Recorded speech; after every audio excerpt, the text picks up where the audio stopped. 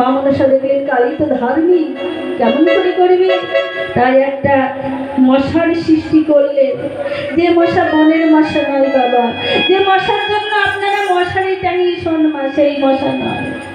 যে মশায় কামড়ালে ডেঙ্গু হয়, ম্যালেরিয়া হয়, সেই মশা না মা। এ মশা হচ্ছে কামরূপী মশা সৃষ্টি করলে পাঠালেন।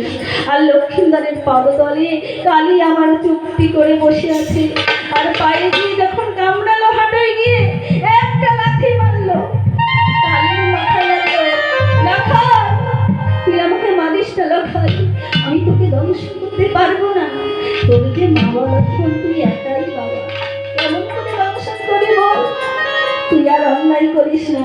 আবার একটি মশার কামড় বেহুলাকে জড়িয়ে ধরলো, আহ করে উঠলো, আর মশার কামড় লাগলো, আর কালী গিয়ে আর এক পদাঘাত লাগলো, লাখাই এইবার পালঙ্কের উপর উঠে পড়েছে, লাখাই দংশিব দংশিব, তাও বলছে না দংশন করবো না, তুই ভুল করেছিস লাখাই, আর মারিস না।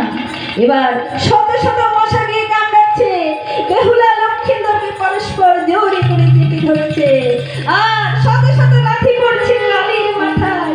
তখন বলছে এইবার লাখাই তুই আর বাঁচবি না। এই ধর্মকে সাক্ষী করলো, অরুণ বরুণ কুবেরকে সাক্ষী করে লাখাইকে তখন দংশন করতে গেল।